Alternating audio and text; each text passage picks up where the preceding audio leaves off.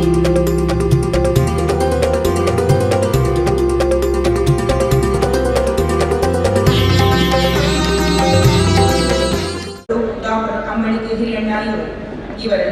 ಆಳ್ವಾಸ್ ನುಡಿಸಿರಿ ಸ್ವಾಗತ ಸಮಿತಿಯ ಉಪಾಧ್ಯಕ್ಷರಲ್ಲಿ ಒಬ್ಬರಾದ ಡಾಕ್ಟರ್ ಸಂಪತ್ ಕುಮಾರ್ ಇವರು ವೇದಿಕೆಗೆ ಕರೆತರಬೇಕಾಗಿ ವಿನಂತಿಸಿಕೊಳ್ತಾ ಇದ್ದೇವೆ. ಜಿಲ್ಲಾವಾರಾಗಿ ಸಂಗ್ರಹಿಸುವ ಬೃಹತ್ ಯೋಜನೆಯನ್ನು ರೂಪಿಸಿದ್ದಾರೆ. ದಕ್ಷಿಣ ಭಾರತೀಯ ದೇಶಿ ಕೃಷಿ ವಿಜ್ಞಾನ ಸಂಪುಟ, ವಿಸ್ತೃತ ಜನಪದ ಗ್ರಂಥಸೂಚಿ ಸಂಪುಟ, ಕನ್ನಡ ಜನಪದ ನಿಘಂಟು ಇವು ಇವರ ಸಂಪಾದಕತ್ವದಲ್ಲಿ ಮೂಡಿ ಬಂದಿರುವ ಮಹತ್ವದ ಕೃತಿಗಳು. ಶಿವಮೊಗ್ಗ ಜಿಲ್ಲೆಯ ಜನಪದ ಗೀತೆಗಳು, ಮಲೆನಾಡ ಜನಪದ ಸಂಪ್ರದಾಯಗಳು, ಕಂಬೂರಿ ಸಂಪ್ರದಾಯ ಕಾವ್ಯಗಳು, ದಕ್ಷಿಣ ಕರ್ನಾಟಕ ಮಂಟೇಸ್ವಾಮಿ ಕಾವ್ಯ ಪರಂಪರೆ ಹೀಗೆ ಹಲವಾರು ಮಹತ್ವದ ಕೃತಿಗಳನ್ನು ಪ್ರಕಟಿಸಿದ್ದಾರೆ. ಜನಪದ ಆರಾಧನೆ ಬರ್ತಲಿದ್ದೇನೆ ನಮ್ಮ ಮುಂದೆ ಮಂಡಿಸ್ತಾ ಇದೆ. ಜನಪದರ ಬದುಕಿನಲ್ಲಿ ಆರಾಧನೆ ವಿಶೇಷವಾದ ಮಹತ್ವವನ್ನು ಪಡೆದಿದೆ. ತಮ್ಮ ಜೀವನದ ಆಗುಹೋಗುಗಳಲ್ಲಿ ದೇವಾನ ದೇವತೆಗಳ ಪ್ರಭಾವ ಇದ್ದೇ ಇರುತ್ತೆ.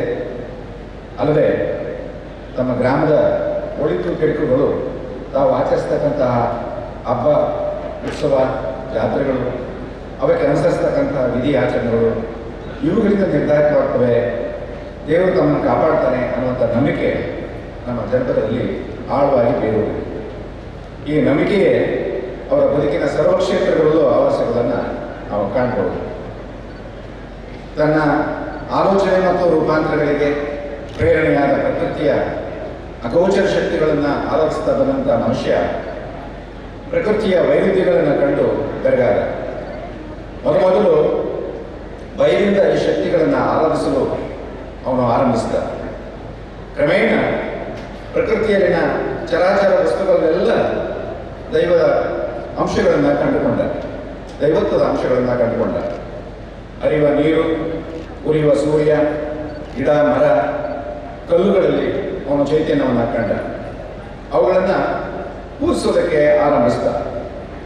ಆದ್ದರಿಂದ ಹಳ್ಳಿಗಾಡಿನ ಗುಡಿಗುಡಾರಗಳ ಉದ್ಭವ ಮೂರ್ತಿಗಳೆಲ್ಲವೂ ಬಹುಪಾಲು ಶಿಲೆಗಳಾಗಿದ್ದಾವೆ, ಹುತ್ತುಗಳಾಗಿದ್ದಾವೆ, ವೃಕ್ಷಗಳಾಗಿದ್ದಾವೆ. ಇವುಗಳಿಗೆಲ್ಲ ಗುಡಿ ಗೋಪುರಗಳನ್ನು ಕಟ್ಟಿಕೊಂಡು ಅವುಗಳನ್ನೇ ಭಕ್ತಿಯಿಂದ ಆರಾಧಿಸ್ತಾ ಬಂದ.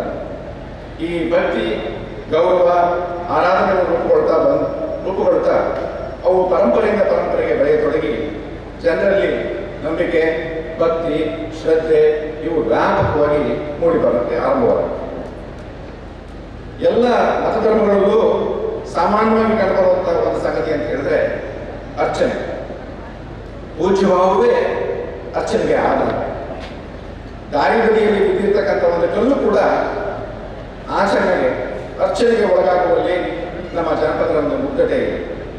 ಯಾವುದೇ ಒಂದು ವಸ್ತುವಿಗೆ, ಪೂಜ್ಯ ಸ್ಥಾನಗಳಿಗೆ ವಿದ್ಯುಕ್ತವಾಗಿ ಗೌರವಿಸೋದೇ ಅರ್ಚನೆ. ಅಂತಹ ಒಂದು ವಸ್ತು ಅದು ಮಾನಸಿಕವಾಗಿರ್ಬೋದು, ಭೌತಿಕವಾಗಿರ್ಬೋದು, ಪ್ರತಿಯೊಂದು ಧರ್ಮದಲ್ಲಿಯೂ ಅದರದೇ ಆದ ಅರ್ಚನಾ ರೀತಿ ಅಂತ ಹೇಳಿದೆ. ಪೂಜ್ಯ ಭಾವ ತೋರುವಲ್ಲಿಯೂ ಅನೇಕ ಪ್ರಕಾರಗಳಿವೆ. ಈ ಪ್ರಕಾರಗಳು ಧರ್ಮಕ್ಕನುಗುಣವಾಗಿ, ನಂಬಿಕೆಗಳಿಗೆ ಅನುಗುಣವಾಗಿ ಭಿನ್ನ ರೂಪಗಳನ್ನು ಪಡೆದುಕೊಂಡಿದ್ದರೂ ಕೂಡ ಅವೆಲ್ಲದರ ಹಿಂದೆ ಇರುವಂತಹ ಭಾವ ಒಂದೇ, ಅದೇ ಆರಾಧನೆ. ನಮ್ಮ ಜನಪದ ಜೀವನದಲ್ಲಿ ಬಹಳ ಮಹತ್ವದ ಪಾತ್ರ ವಹಿಸುವಂಥದ್ದೇ ಆರಾಧನೆ. ದಾರಿ ಬದಿಯ ಒಂದು ಸಾಮಾನ್ಯ ಕಲ್ಲು ಕೂಡ ಪೂಜನೀಯ ಆಗುತ್ತೆ.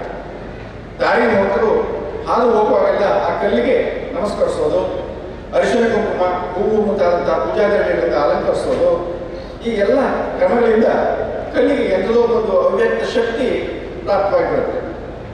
ನಮ್ಮ ಜನಪದರ ದೈನಂದಿನ ಬಳಕೆಯ ವಸ್ತುವಾದಂತಹ ಬೀಸು ಕಲ್ಲನ್ನು ಸಾಕ್ಷಾತ್ ದೈವವೆಂದೇ ಭಾವಿಸ್ತಾ ಇರುತ್ತೆ. ಕಲ್ಲಮ್ಮ ಮಾತಾಯಿ ಮೆಲ್ಲವ್ವ ರಾಜನಮ್ಮ ಜಲ್ಲ ಜಲ್ಲನ ಕುದುರವ್ವ ಅನ್ನುವಂತಹ ಭಾವನೆಯಲ್ಲೂ ಕೂಡ ಆರಾಧನಾ ಮನೋಭಾವವೇ ಕಾಣುತ್ತೆ. ದೇಹ ಶುದ್ಧಿಗಾಗಿ ಮಾಡುವಂತಹ ಸ್ನಾನಕ್ಕೂ ಪವಿತ್ರ ಉದ್ದೇಶಕ್ಕಾಗಿ ಮಾಡುವಂತಹ ದಿವ್ಯ ಸ್ನಾನಕ್ಕೂ ಅಂತರ ಇರೋದು ನಮಗೆಲ್ಲ ಗೊತ್ತು. ದಿವ್ಯ ಸ್ನಾನದ ಹಿಂದೆ ಒಂದು ಆರಾಧನಾ ಮನೋಭಾವ ಇದ್ದೇ ಇರುತ್ತೆ.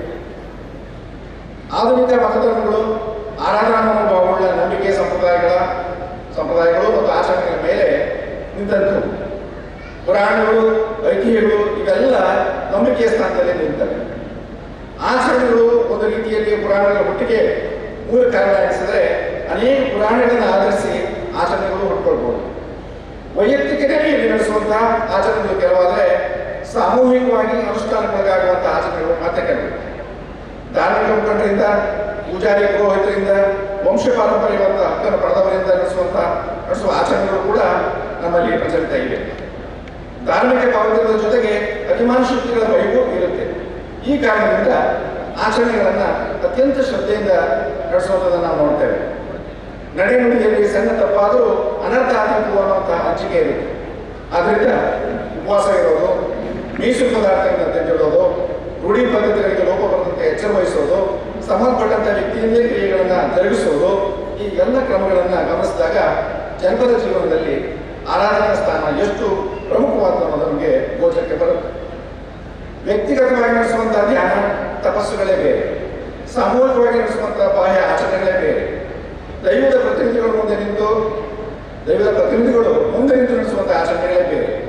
ಒಂದೊಂದು ಧರ್ಮಕ್ಕೊಬ್ಬ, ಒಂದೊಂದು ಪಂಥಕ್ಕೆ ಒಬ್ಬ, ಒಂದೊಂದು ಸಂಪ್ರದಾಯಕ್ಕೆ ಒಬ್ಬ, ಹೀಗೆ ದೈವ ಪ್ರತಿನಿಧಿಗಳು ಹುಟ್ಕೊಳ್ತಾರೆ. ನೀಲಿಗಾರರು, ದೇವರು ಭಟ್ರು, ವರವರು, ವಂದರಿಗರು, ಮೂಥೆಯರು, ದಾಸಯ್ಯಗಳು, ಜೋಗಿಗಳು ಇಂಥವರೆಲ್ಲ ಹುಟ್ಟಿಕೊಂಡದ್ದು ಹೀಗೆ. ಆಯಾ ದೈವಕ್ಕೆ ಸಂಬಂಧಿಸಿದ ಆರಾಧನೆಗಳನ್ನು ಒತ್ತಾದ ಭಕ್ತರೇ ನಿರ್ವಹಿಸುವಂಥದ್ದು ಒಂದು ಕ್ರಮ. ಅದಕ್ಕೆ ಸಂಬಂಧಪಟ್ಟಂತಹ ವಿಶಿಷ್ಟ ಸಾಧನ ಸಲಕರಣೆಗಳು, ಆಡುವ ಕಥೆಗಳು, ಮಂತ್ರೋಚ್ಚಾರಗಳು ಈ ಎಲ್ಲವೂ ಇರುವುದರಿಂದ ದಾಸಯ್ಯನ ಜಾಗಟೆ, ಪವನಾಶಿ, ಶಂಖ, ಜಾಗಟೆ, ಗರುಡುಗಂಬ ಇತ್ಯಾದಿಗಳು, ಜೋಗಿಯ ಕೈಯಲ್ಲಿರ್ತಕ್ಕಂಥ ಸಿಂಗನಾದ, ದೇವರಗುಡ್ಡನ ಕಂಸಾಳೆ, ವರವನ ಡಮರುಗ, ಗೊಂದಲಿಗ ಹಾಗೂ ಕುಬೇರ ಕೈಯಲ್ಲಿರುವಂಥ ಚೌಡಿಕೆ, ಸಂಬಾಳ ಈ ಎಲ್ಲ ಪವಿತ್ರ ವಸ್ತುಗಳೆಂದು ಭಾವಿಸಲ್ಪಡ್ತವೆ. ತಾಳ ಹಾಕೋದು, ಮಣೆಯು ಹಾಕೋದು, ಗೊಂದಲ ಹಾಕೋದು, ಕೋಲು ಪೂಜೋದು ಈ ಮುಂತಾದವೆಲ್ಲ ಪವಿತ್ರ ಆರಾಧನೆಗಳು ಅಂತ ಅನಿಸ್ಕೊಳ್ತವೆ. ವೈಯಕ್ತಿಕವಾಗಿ ಅಥವಾ ಕೌಟುಂಬಿಕವಾಗಿ ನಡೆಸುವಂತಹ ಆರಾಧನಾ ಸಂದರ್ಭಗಳಲ್ಲಿ ದೈವ ಪ್ರತಿನಿಧಿಗಳ ಅಗತ್ಯ ಇರೋದಿಲ್ಲ. ಮನೆಯಲ್ಲಿ ನಡೆಸುವಂತಹ ಪಿತೃಪಕ್ಷ ಇರ್ಬೋದು, ಹೊರಗದ್ದೆಗಳಂತಹ ಬಯಲುಗಳಲ್ಲಿ ಜರುಗಿಸುವಂತಹ ಕುಂತಿ ಪೂಜೆ ಇರ್ಬೋದು, ಕೊಯ್ಲಿನ ಆರಂಭದಲ್ಲಿ ನಡೆಸುವಂತಹ ಹೆಚ್ಚು ಮಾಡುವಂತಹ ಆರಾಧನೆ ಇರ್ಬೋದು, ರಾಶಿ ಆರಾಧನೆ ಇರ್ಬೋದು, ಈ ಎಲ್ಲ ಸಂದರ್ಭಗಳಲ್ಲಿ ದೈವ ಪ್ರತಿನಿಧಿಗಳ ಪಾತ್ರ ಇರೋದಿಲ್ಲ. ಅವೆಲ್ಲ ನಮ್ಮ ಜನಪದರ ಶುದ್ಧ ಜನಪದ ಆರಾಧನೆಗಳೇ ಆಗಿವೆ. ಕಂಚಿನ ಕಲಶ, ಧೂಪಾರತಿ, ದೀಪಾರತಿ ಇವೆಲ್ಲ ದೈವ ಪ್ರತಿನಿಧಿಗಳು ಇಲ್ಲದೆ ಗಳಿಸುವಂತಹ ಆರಾಧನೆ. ಮಾನವಶಾಸ್ತ್ರಜ್ಞರು ತಮ್ಮ ಅಧ್ಯಯನದ ಸೌಲಭ್ಯಕ್ಕಾಗಿ ಈ ಆರಾಧನೆಗಳನ್ನು 3 ಮುಖ್ಯ ಗುಂಪುಗಳಾಗಿ ಮಾಡಿಕೊಳ್ತಾರೆ. ಒಂದು ಧಾರ್ಮಿಕ ಆರಾಧನೆ, 2 ಮಾಂತ್ರಿಕ ಆರಾಧನೆ, ಮತ್ತೊಂದು ಮಾಟ ಮೌಢ್ಯ ಅಂತ. ವಾಸ್ತವವಾಗಿ ಈ ಮಾಟ ಮೌಢ್ಯಗಳನ್ನು ಅವರು ಅದೇನು ಸೌಲಭ್ಯಕ್ಕಾಗಷ್ಟೇ ಪ್ರತ್ಯೇಕ ಮಾಡಿದ್ದಾರೆ. ಆದರೆ ಅವೆರಡು ಒಂದೇ ಭಾವಿಸೋದಕ್ಕೆ, ಪರಿಗಣಿಸೋದಕ್ಕೆ ಅವಕಾಶ ಇದೆ. ವಿಭಾಗಗಳಷ್ಟೇ ಇದ್ರೂ ಅವೆಲ್ಲ ಮಾನವನ ಜೀವನ ದೃಷ್ಟಿ, ಅವನ ನಂಬಿಕೆ, ಆಶೋತ್ತರಗಳಲ್ಲಿ ಅವು ಒಳಗೊಳ್ತವೆ. ಇಲ್ಲಿ ಮನುಷ್ಯನ ಭಾವಪ್ರಪಂಚಕ್ಕೆ ಸಂಬಂಧಿಸಿದ ಆರಾಧನೆಗಳಿದ್ದಾವೆ, ನೈಸರ್ಗಿಕ ಕ್ರಿಯೆಗಳಿಗೆ ಸಂಬಂಧಿಸಿದ ಆರಾಧನೆಗಳಿವೆ, ಆರ್ಥಿಕ ಚಟುವಟಿಕೆಗಳಿಗೆ ಸಂಬಂಧಿಸಿದ ಆರಾಧನೆಗಳಿದ್ದಾವೆ, ಸಾಮಾಜಿಕ ರೂಪಾಂತರಗಳಿಗೆ ಸಂಬಂಧಿಸಿದ ಆರಾಧನೆಗಳಿದ್ದಾವೆ. ಆರಾಧನೆ ಒಂದೇ ದೈವಕ್ಕೆ ಸೀಮಿತವಾದ್ದಲ್ಲ. ಶುದ್ಧ ದೇವತೆಗಳನ್ನು, ಶುದ್ಧ ಶಕ್ತಿಗಳನ್ನು ಆರಾಧಿಸುವಂತಹ ಹಲವು ವಿಧಗಳಿದ್ದಾವೆ. ಪರಸೇವೆ, ಹರಿಸೇವೆಗಳಂತೆಯೇ ಸಣ್ಣ ಪುಟ್ಟ ದೇವತೆಗಳ ಹೆಸರಿನಲ್ಲಿ, ಗ್ರಾಮ ದೇವತೆಗಳ ಹೆಸರಿನಲ್ಲಿ ಹರಕೆ ಅಂಗವಾಗಿ ಕುರಿ ಕೋಳಿಗಳನ್ನು ಬಲಿ ಕೊಡುವಂತಹ ಆರಾಧನೆ ನಮ್ಮಲ್ಲಿ ಪ್ರಚಲಿತ ಇದೆ. ಕೋಣನ ಬಲಿ, ಮಾನವ ಬಲಿ ಮುಂತಾದ ಆಚರಣೆಗಳು ಇದ್ದು ಅಂತ ಹೇಳಿ ನಮ್ಗೆ ತಿಳಿದು ಬರುತ್ತೆ. ಹುಟ್ಟಿನಿಂದ ಸಾವಿನವರೆಗೆ ಜನಪದ ನಡೆಸುವಂತಹ ಪ್ರತಿಯೊಂದು ವಿಜಯ ಆಧಾರಿತ ಹೆಣ್ಣೆಯೂ ಕೂಡ ಆರಾಧನಾ ಮನೋಭಾವ ನಮ್ಮ ಗೋಚರಕ್ಕೆ ಬರುತ್ತೆ. ತೊಟ್ಟಿಲು ಶಾಸ್ತ್ರ, ಹೆಸರಿಡುವ ಶಾಸ್ತ್ರ, ಹೊಸರಿ ಪಣಂತಿಯಲ್ಲಿ ನಡೆಸುವಂತಹ ಶಾಸ್ತ್ರ, ಋತುಮತಿಯಾದಂತಹ ಹೆಣ್ಣು ಮಗಳಿಗೆ ಮಾಡುವಂತಹ ಗುಡ್ಡು ಕೊಡುವ ಶಾಸ್ತ್ರ, ಮದುವೆ ಸಂದರ್ಭದಲ್ಲಿ ನೀರು ತರುವ ಶಾಸ್ತ್ರ, ದೇವರು ತರುವ ಶಾಸ್ತ್ರ, ಭತ್ತ ಕೊಟ್ಟುವ ಶಾಸ್ತ್ರ, ಹೂವು ಉಣ್ಣುವ ಶಾಸ್ತ್ರ, ಬಾಗಿಲು ತಡೆಯುವ ಶಾಸ್ತ್ರ, ಹೂವು ಚೆಂಡಾಡುವಂತಹ, ಹೂವಿನ ಚೆಂಡಾಡುವಂತಹ ಒಂದು ಶಾಸ್ತ್ರ, ಇವೆಲ್ಲ ಬಗೆ ಬಗೆಯ ಆರಾಧನಾ ರೂಪಗಳೇ ಆಗಿವೆ. ಅದೇ ಥರ ಶವ ಸಂಸ್ಕಾರದ ಸಂದರ್ಭದಲ್ಲಿ ಇರುವಂತಹ ಎಲ್ಲ ವಿಧಿಯಾಚರಣೆಗಳಲ್ಲಿ ಕೂಡ ಈ ಆರಾಧನೆ ಮನೋಭಾವವೇ ಎದ್ದು ಕಾಣುತ್ತೆ.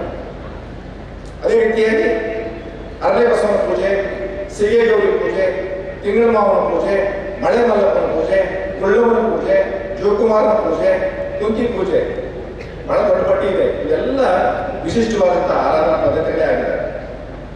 ಬೇಟೆ, ಮೀನುಗಾರಿಕೆ, ವ್ಯವಸಾಯ, ತೋಟಗಾರಿಕೆ, ಕಟ್ಟಡ ನಿರ್ಮಾಣ, ಯುದ್ಧ, ಕಳ್ಳತನ ಈ ಎಲ್ಲ ಪ್ರಾರಂಭಗಳು ಆರಾಧನೆ ಮೂಲಕಬೇಕು.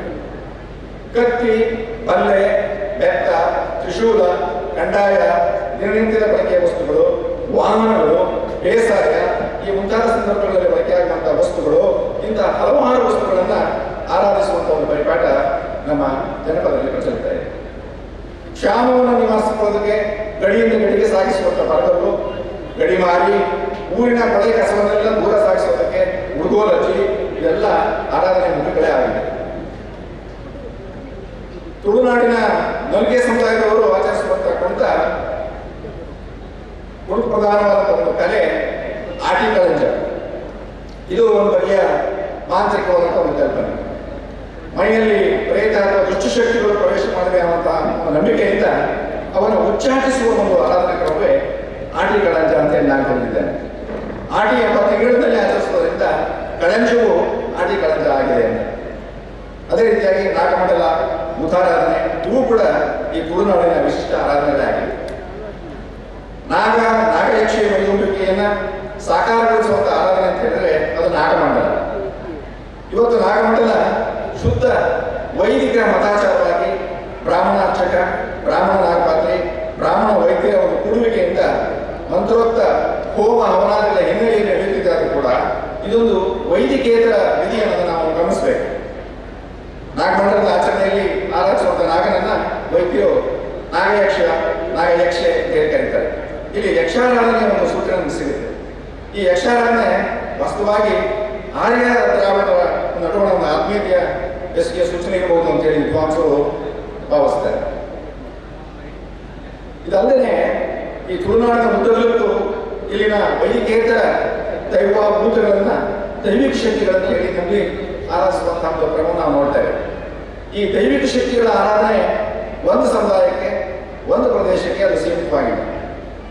ಪೂರ್ವ ನಿರ್ಧಾರಿತವಾದ ಕಾಲಾವಧಿಯಲ್ಲಿ ಒಂದು ನಿಗದಿತ ಪ್ರದೇಶದಲ್ಲಿ ಕಲ್ಪಿತ ಅಲೌಕಿಕ ಸನ್ನಿವೇಶದ ನಿರ್ಮಾಣದೊಂದಿಗೆ ಆರಾಧನೆಯ ವಿಧಿ ಆಚರಣೆಯ ಜರುಗುತ್ತೆ. ಪರ್ವ, ಪಂಬದ, ನಲಿಕೆ ಈ ಮುಂತಾದ ಸಮುದಾಯದವರು ಈ ದೈವಗಳಿಗೆ ಆರಾಧನೆಯನ್ನು ನಡೆಸಿಕೊಳ್ಳುವವರಲ್ಲಿ ಪ್ರಮುಖರು. ವೇಷಭೂಷಣ, ಕುಣಿತ, ಮಾತು, ಹಾಡು ಇವುಗಳ ಹಿನ್ನೆಲೆಯಲ್ಲಿ ಒಂದು ಆರಾಧನಾ ರಂಗಭೂಮಿಯನ್ನ ಇವರು ಸೃಷ್ಟಿ ಮಾಡೋದನ್ನು ನಾವು ಕಾಣ್ತೇವೆ. ಈ ಭೂತ ಅಥವಾ ದೆವ್ವಗಳ ಉಗಮವನ್ನು ತೋರ್ತಕ್ಕಂಥ ಕಾರ್ಮಿಕವನ್ನು ಕುರಿತಂತೆ ಸ್ಥಳೀಯ ಜನರು ವ್ಯಕ್ತಪಡಿಸುವಂತಹ ಒಂದು ಲೋಕ ದೃಷ್ಟಿಯನ್ನ, ವರ್ಲ್ಡ್ ವ್ಯೂ ಇದನ್ನು ಕಂಡ್ರೆ, ಇದನ್ನು ನೋಡಿದ್ರೆ ಅಲ್ಲಿ ಅಲೌಕಿಕ ಶಕ್ತಿಯ ಒಂದು ಅಸ್ತಿತ್ವವನ್ನು ಒಪ್ಪಿಕೊಂಡ ಹಾಗೆ ನಮಗೆ ಕಾಣಿಸುತ್ತೆ. ಒಬ್ಬ ವೀರ ಅಥವಾ ಸಾಮಾನ್ಯ ಮನುಷ್ಯ ತನ್ನ ಬದುಕಿನಲ್ಲಿ ಅಸಾಧಾರಣವಾದಂತಹ ದೈತ್ಯ ಸಾಹಸಗಳನ್ನ ಪ್ರದರ್ಶಿಸಿ ಅಸಹಜವಾದಂತಹ ಸಾವನ್ನ ಅಥವಾ ದುರ್ಮರಣಕ್ಕೆ ಒಳಗಾದಾಗ ಆತ ಭೂತದ ನೆಲೆಯನ್ನು ತಲುಪುತ್ತಾನೆ ಅಂತ ಹೇಳಿ ಇಲ್ಲಿಯ ಜನ ಭಾವಿಸ್ತಾರೆ. ಉದಾಹರಣೆಗೆ ಕಲ್ಕುಡ ಇರ್ಬೋದು, ಕಲ್ಕುಟಿಗ ಇರ್ಬೋದು, ಹೊರಗತನಿಯ ಇರ್ಬೋದು, ಇಂಥದ್ದು ಇರ್ಬೋದು. ವ್ಯಕ್ತಿಗಳು ಮಾತ್ರ ಅಲ್ಲ, ಕೆಲವೊಂದು ಪ್ರಾಣಿಗಳನ್ನು ಕೂಡ ಅಲೌಕಿಕ ಶಕ್ತಿ ಸಂಪರ್ಕ ಅಂತ ತಿಳಿದು ಆರಾಧಿಸುವಂತಹ ಒಂದು ಪರಿಕ್ರಮ ಈ ಭಾಗದಲ್ಲಿ ನಾವು ನೋಡ್ತೇವೆ. ಉದಾಹರಣೆಗೆ ಪಂಜೋಗಿ ಇರ್ಬೋದು, ಮೈಸಾದಾಯ ಇರ್ಬೋದು, ಇಲಿಭೂತ ಇರ್ಬೋದು, ಇವೇ ಮುಂತಾದಂಥ ದೇವರುಗಳು. ಕೃಷಿ ಅಥವಾ ನಿಜ ಜೀವನದ ಮೇಲೆ ಕೆಟ್ಟ ಪರಿಣಾಮ ಬೀರುವಂತಹ ಈ ಪ್ರಾಣಿಗಳ ಬಗೆಗಿನ ಭಯವೇ ಇಂತಹ ಆರಾಧನೆಗೆ ಕಾರಣ ಇರಬಹುದು ಅಂತೇಳಿ ಅಧ್ಯಯನಕಾರರು ಭಾವಿಸ್ತಾರೆ. ಇಂಥ ಅಲೌಕಿಕ ಶಕ್ತಿಗಳು ಅಂತ ಹೇಳಿ ಒಪ್ಪಿತವಾದಂತಹ ಭೂತ ದೇವರುಗಳನ್ನ ವಿಶೇಷವಾದಂತಹ ಒಂದು ಕಾಲ, ಸ್ಥಳ ಮತ್ತು ಸಂದರ್ಭಗಳಲ್ಲಿ ಮಧ್ಯಂತರ ಜಗತ್ತಿಗೆ ಆಹ್ವಾನಿಸಿ ವ್ಯಕ್ತಿಯೊಬ್ಬನಲ್ಲಿ ಆತನನ್ನ ಮೈಲು ಮುಂದೆ ಮಾಡಿ ಆರಾಧನೆ ಸಲ್ಲಿಸುವಂತ ಒಂದು ಸಂಪ್ರದಾಯವನ್ನು ನಾವು ಈ ಭಾಗದಲ್ಲಿ ಗುರುತಿಸುತ್ತೇವೆ. ಪ್ರಾಚೀನ ಕಾಲದ ತುಳುನಾಡಿನ ಒಂದು ಭೌಗೋಳಿಕ ಪರಿಸ್ಥಿತಿ, ಪ್ರಾಕೃತಿಕ ವಿಭೋಗಗಳು, ಹುಟ್ಟು ಸಾವುಗಳ ಒಂದು ಆಚೆಯ ಜಗತ್ತಿನ ಕುರಿತಂತ ಒಂದು ನಂಬಿಕೆ, ಸತ್ತವರನ್ನ ಮತ್ತೆ ಬರಮಾಡಿಕೊಂಡು ನೋಡುವಂತಹ ಒಂದು ಬಯಕೆ, ದುಷ್ಟ ಪ್ರಾಣಿಗಳ ಬಗೆಗಿನ ಒಂದು ಭಯ ಮತ್ತು ಅದೇ ಭಯದಿಂದ ಹುಟ್ಟಿಕೊಂಡಂತಹ ಆರಾಧನೆಯ ಮನೋಭಾವ, ಆಕಸ್ಮಿಕವೂ ಅಸಹಜವೂ ಆದಂತಹ ಸಾವನ್ನ ಸಾಂಸ್ಕೃತಿಕ ವೀರರು ಹೊಂದಿದ ಮೇಲೆ ಅಂತ ವೀರರನ್ನು ಕುರಿತಂತಹ ವೀರರ ಆರಾಧನೆ, ಇಂತಹ ಅಲೌಕಿಕ ಚಿಂತನೆಯನ್ನ ಭೂತಗಳ ಪರಿಕಲ್ಪನೆಯಲ್ಲಿ ನಾವು ಕಾಣಬಹುದು. ಒಂದು ಅಂದಾಜಿನ ಪ್ರಕಾರ ತುಳುನಾಡಿನಲ್ಲಿ ಸುಮಾರು 360 ಭೂತಗಳ ಹೆಸರುಗಳಿವೆ. ಒಂದೊಂದು ಭೂತಕ್ಕೂ ಹಲವು ಹೆಸರುಗಳಿರೋದು ಇಲ್ಲಿ ಸಾಮಾನ್ಯ. ಈ ಹೆಸರುಗಳಿಂದಲೇ ಭೂತಗಳ ವಾಸಸ್ಥಾನಗಳು, ಭೂತಗಳ ಗುಣ ಸ್ವಭಾವಗಳು ಇವನ್ನು ನಾವು ತಿಳ್ಕೊಳ್ಳೋಕೆ ಸಾಧ್ಯ ಇದೆ. ಆರಾಧನೆಯ ವಿಶಿಷ್ಟತೆಯಿಂದಲೂ ಕೂಡ ಭೂತಗಳ ಹೆಸರುಗಳು ಹುಟ್ಟಿಕೊಳ್ತವೆ. ಭೂತಗಳ ಹುಟ್ಟು ಮತ್ತು ಕಾರಣಗಳನ್ನ ನಮ್ಮ ತುಳು ಪಾಂಡವಗಳು ಬಹಳ ಚೆನ್ನಾಗಿ ನಿರೂಪಿಸ್ತವೆ. ನಮ್ಮ ಜನಪದ ಆಚರಣೆಗಳಾಗುವಂತಹ ಕೊಂಡ ಹಾಯೋದು, ಬಾಯಿ ಬೀಗ ಚುಚ್ಚಿಸಿಕೊಳ್ಳೋದು, ಸಿಡಿ ಆಡೋದು, ಗಾವು ಸಿಡಿಯೋದು ಇದೆಲ್ಲ ಜನಪದ ಆರಾಧನೆಯ ಅಂಗಗಳೇ ಆಗಿದೆ. ಇನ್ನೂ ಹಲವಾರು ಆರಾಧನೆಯಿಂದ ಪಟ್ಟಿ ಮಾಡಿ ಅವುಗಳ ವಿವರಗಳನ್ನು ಕೊಡಬಹುದು. ಸಮಯಾಭಾವ ಇರೋದ್ರಿಂದ ನಾನು ಕೊನೆ ಭಾಗಕ್ಕೆ ಬರ್ತಾ ಇದ್ದೀನಿ. ನಮ್ಮ ನಾಡಿನಾದ್ಯಂತ ಪ್ರಚಲಿತ ಇರತಕ್ಕಂತಹ ದೈವಾರಾಧನೆಯ ಭಿನ್ನ ವಿಭಿನ್ನ ಹಲವಾರು ಸಂಪ್ರದಾಯಗಳನ್ನು ನಾವು ಇಲ್ಲಿ ಗಮನಿಸಿದ್ವಿ. ಆ ಮೂಲಕ ನಮ್ಮ ಜನಪದ ಜೀವನ ವಿಧಾನವನ್ನು, ಸ್ಥಳೀಯ ಅನನ್ಯತೆಯನ್ನು, ಲೋಕಲ್ ಐಡೆಂಟಿಟಿ ಅಂತ ಯಾವುದನ್ನು ಕರಿತೀವಿ ಅದನ್ನು ಗುರುತಿಸುವಂಥ ಒಂದು ಪ್ರಯತ್ನವನ್ನು ಕೂಡ ನಾವು ಮಾಡಬಹುದಾಗಿದೆ. ಮಳೆ, ಬೆಳೆ, ಫಲ ಸಮೃದ್ಧಿ ಬಯಸಿ ಆಚರಿಸತಕ್ಕಂತಹ ಕೃಷಿ ಸಂಬಂಧಿ ಆಚರಣೆಗಳ ವೈಶಿಷ್ಟ್ಯಗಳನ್ನು ಕೂಡ ಇಲ್ಲಿ ನಾವು ಗಮನಿಸಿದ್ವಿ. ಒಂದೊಂದು ಆರಾಧನಾ ಪದ್ಧತಿಯ ಸಾಮಾಜಿಕ ಹಿನ್ನೆಲೆಯನ್ನು ನಾವು ಗಮನಿಸಿದಾಗ ಜನಪದರ ಒಂದು ಸಾಮಾಜಿಕ ಬದುಕಿನೊಂದಿಗೆ ಈ ಆರಾಧನಾ ಪದ್ಧತಿಗಳು ಹೇಗೆ ಆಸಕ್ತಾಗಿದ್ದಾವೆ, ಬೆರೆತು ಹೋಗಿವೆ ಅನ್ನೋದನ್ನ ನಾವು ತಿಳ್ಕೊಳ್ಳೋಕೆ ಅವಕಾಶ ಇದೆ. ಇವತ್ತು ನಮ್ಮ ಕರ್ನಾಟಕದಲ್ಲಿ ಹಲವು ಸಮಾಜಗಳು ಕೂಡಿ ಬಾಳ್ವೆ ನಡೆಸುವಂತಹ ಒಂದು ಸಾಮಾಜಿಕ ವ್ಯವಸ್ಥೆ ಇರೋದ್ರಿಂದ ಈ ಸಾಮಾಜಿಕ ವ್ಯವಸ್ಥೆಯಲ್ಲಿ ಒಂದೊಂದು ಸಮಾಜವೂ ತನಗೆ ವಿಶಿಷ್ಟವಾದಂತಹ ಒಂದು ಸಾಂಸ್ಕೃತಿಕ ವಿಶೇಷಗಳನ್ನ, ಕಲ್ಚರಲ್ ಐಡೆಂಟಿಟಿ ಅಂತ ಹೇಳ್ತೀವಲ್ಲ, ಅದನ್ನು ಉಳಿಸಿಕೊಂಡು ಬಂದಿದ್ದು, ಅದನ್ನು ಶೋಧಿಸತಕ್ಕಂಥ ಮತ್ತು ಮರುಪರಿಶೀಲನೆಗೆ ಒಡ್ಡುವಂತಹ ಒಂದು ಗುರುತರವಾದಂತಹ ಒಂದು ಸಾಮಾಜಿಕ ಹೊಣೆಗಾರಿಕೆ ಇವತ್ತು ನಮ್ಮ ನಾಡಿನ ಸಂಶೋಧಕರ ಮುಂದಿದೆ. ಆದರೆ ನಮ್ಮ ಸಮಾಜ ಜೀವನವು ಮೇಲ್ನೋಟಕ್ಕೆ ಎಲ್ಲೆಡೆ ಒಂದೇ ಬಗೆಯಾಗಿ ಕಂಡರೂ ಕೂಡ ಅದು ಸಂಕೀರ್ಣವಾಗಿದೆ ಅನ್ನೋದನ್ನು ನಮ್ಮ ಎಲ್ಲ ವಿದ್ವಾಂಸರು ಒಪ್ಪಿಕೊಳ್ತಾರೆ.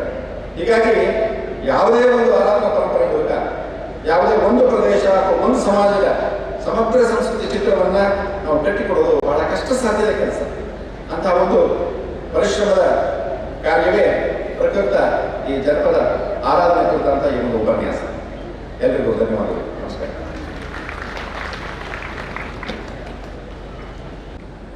ಧನ್ಯವಾದಗಳು ಸರ್.